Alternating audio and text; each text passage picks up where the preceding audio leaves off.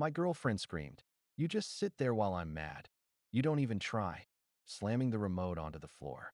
I said, "All right, always my bad," packed my tools, and left. Days later, when her video about me went viral, it started with a remote control. Or rather, the fifth time that week it had hit the floor. We'd been together for almost 3 years. To outsiders, we looked like the perfect grown-up couple. She ran a small marketing firm from home. I worked maintenance for the city. We had matching mugs, a shared Netflix account, a cat that only liked me, and the kind of quiet cohabitation that's supposed to mean comfort. But lately, every conversation had started turning into a trap. She'd ask something like, "Do you even care when I'm upset?" And before I could answer, she'd already decided the answer was no. That night, she stood in the middle of the living room, hair in a messy bun, tears streaked across her face, gripping the remote like it personally betrayed her. "You just sit there," she said, voice trembling, "like a damn statue. You don't even try when I'm mad." I said nothing. Not because I didn't care, because I'd learned that anything I said would become ammunition. So I took a slow breath, stared at the TV screen she'd paused mid-argument, and replied the only way I could. "All right, always my bad." She threw the remote. Hard. It cracked against the tile. Something in me clicked. Not rage, clarity. I stood, walked to the bedroom, pulled out my tool bag, and started packing it. "What are you doing?" she demanded. "Going to my brother's," I said. "You need space." "So do I." She followed me to the door, voice sharp with disbelief. "Oh, so you're just leaving now? That's what men do, right? Run when things get hard." I paused, hand on the doorknob. "No, I'm leaving because you keep confusing chaos for effort." Then I left. My brother's place was a mess, half-finished basement, boxes of spare parts everywhere, but it was quiet. No slammed remotes, no screaming, just quiet. He didn't ask questions, just looked at me, nodded once, and handed me a beer. 2 days passed before I heard from her. A text at 11:47 p.m. "Hope you're happy. Everyone's talking about you now." I didn't understand what she meant until my coworker showed me the video the next morning. There she was, sitting in our living room, crying into her phone. The caption read, "When your boyfriend emotionally checks out but still wants credit for being the good guy." 3 million views. 70,000 likes. The comments were a war zone. Some said she deserved better. Others said she was manipulative. A few said, "He probably just stopped caring." My face wasn't shown, but the details were unmistakable. The broken remote in the background. My old work boots by the door. The photo of us on the shelf. Half my friends recognized it immediately. One even texted, "Dude, is this about you?" I didn't answer. I didn't need to. She'd turned our relationship into content. I didn't go online to defend myself. I didn't text her. I didn't even watch the full video. But I did start documenting, screenshots, timestamps, everything. Not out of spite, but survival instinct. Because if there's one thing the internet loves more than outrage, it's escalation. And I knew she wasn't done yet. 3 days later, she posted another video. This time, I was in it. Or at least, parts of me. My hands, my voice. Old clips she'd filmed for fun during our arguments, when she said she was just recording so you can see how you sound later. Except she'd edited them. Cut them mid-sentence, stripped out context, layered sad piano music over the top. The caption, "This is what emotional neglect looks like." He never yelled, never hit, just slowly stopped showing up. 5 million views. Her follower count doubled overnight. At first, I didn't even feel anger, just a kind of hollow numbness. Watching her sit there, mascara running, narrating our private life to millions of strangers like a true crime confessional. Then my supervisor pulled me into his office. He closed the door. "Look," he said, "I don't want to get in your business, but someone emailed the department link to that video. We know it's you. HR wants to make sure there's no harassment claim."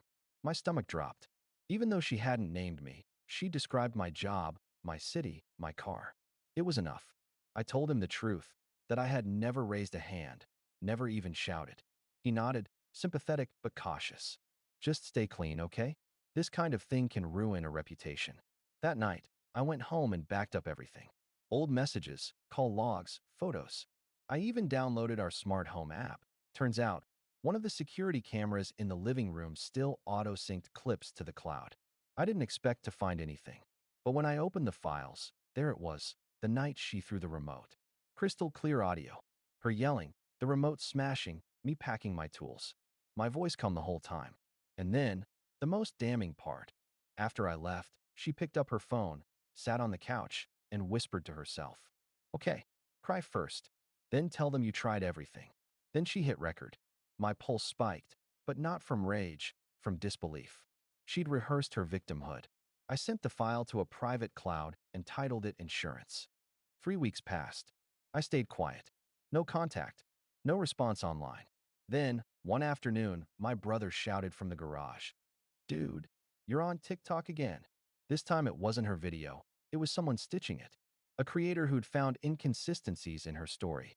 Same woman, same sweater, but the timestamps didn't match.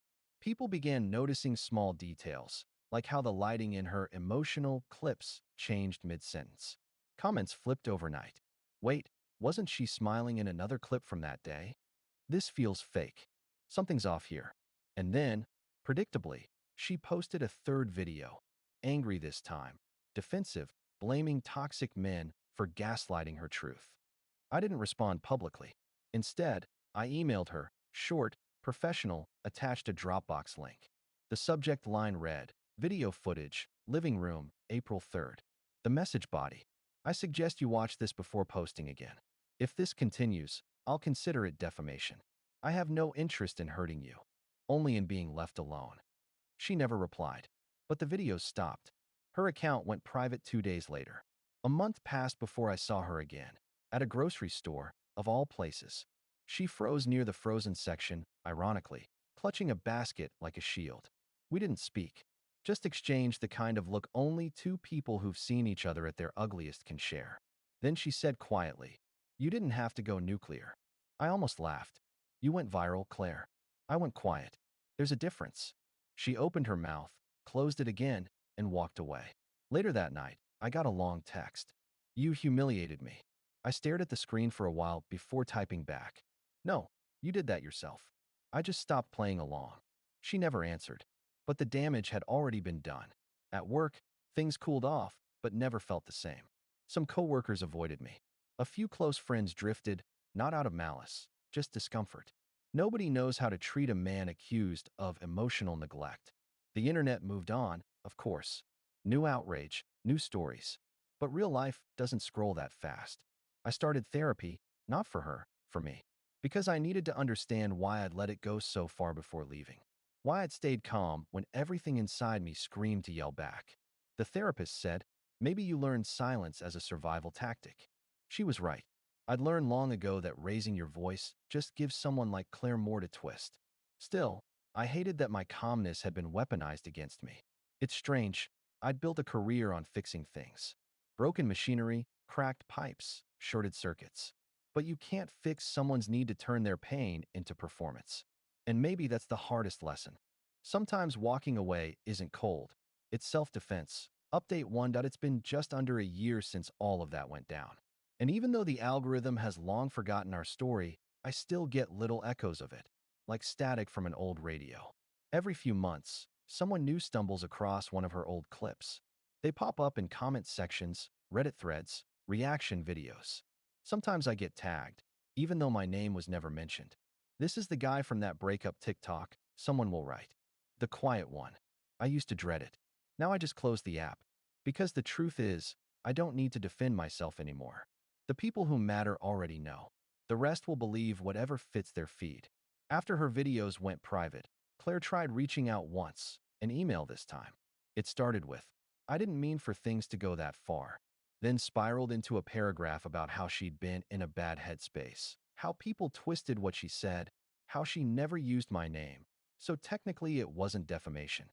She ended it with, "I just wanted you to understand my side." I didn't reply, because her side had already been viewed 10 million times.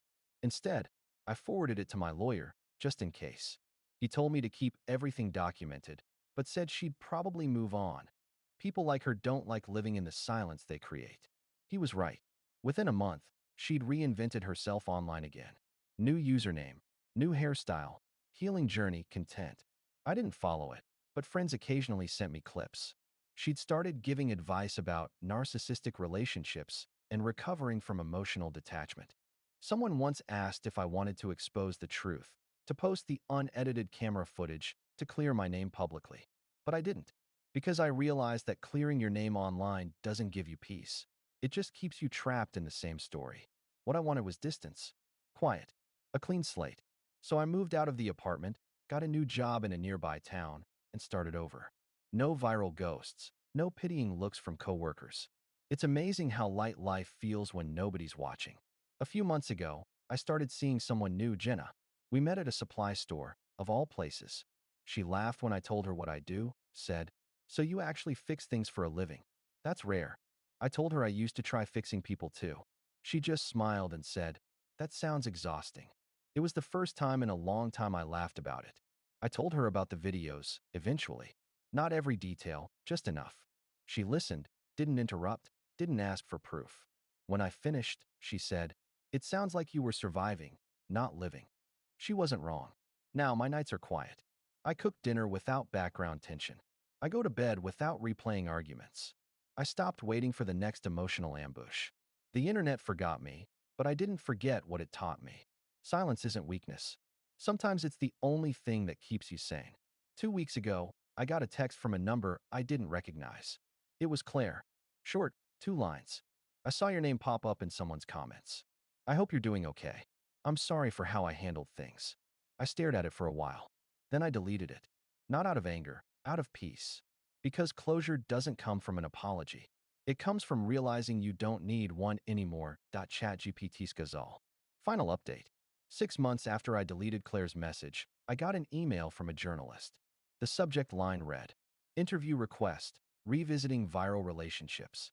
It was from a writer at an online magazine that specialized in long-form stories about the human side of internet scandals.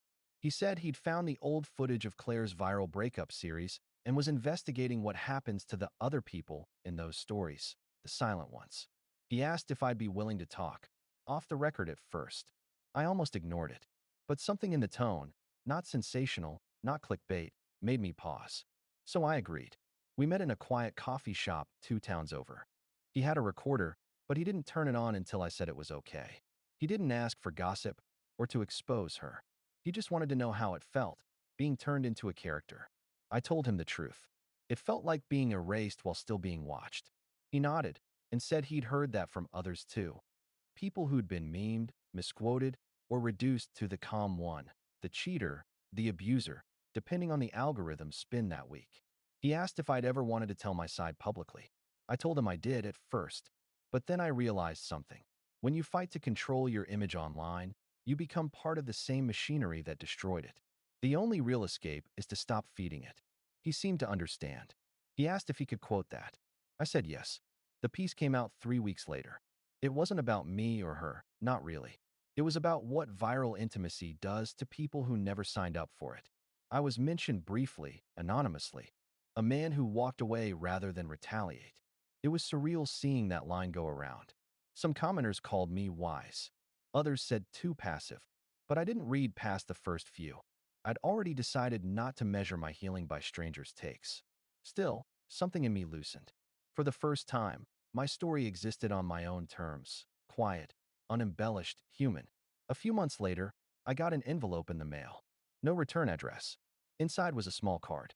No note, no message.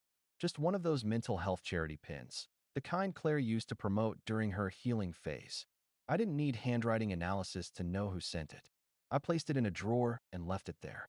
That night, I sat outside on my porch with a beer and listened to the faint hum of the highway. The kind of sound you forget to notice when your life is peaceful again. It struck me that this, the quiet, the distance, the anonymity, was the exact opposite of what had once consumed me. And somehow, that felt like winning. I still keep a folder on my computer labeled Proof. Every screenshot, every video file, every timestamp. Not because I plan to use them, but because they remind me that my sanity wasn't a hallucination. That reality existed, even when a million strangers said otherwise. Some nights I open it, scroll through the files for a second, then close it again. Not out of bitterness, out of gratitude. For surviving something invisible, and learning that sometimes the most radical thing you can do after being publicly broken is to build a life so private no one can break it again.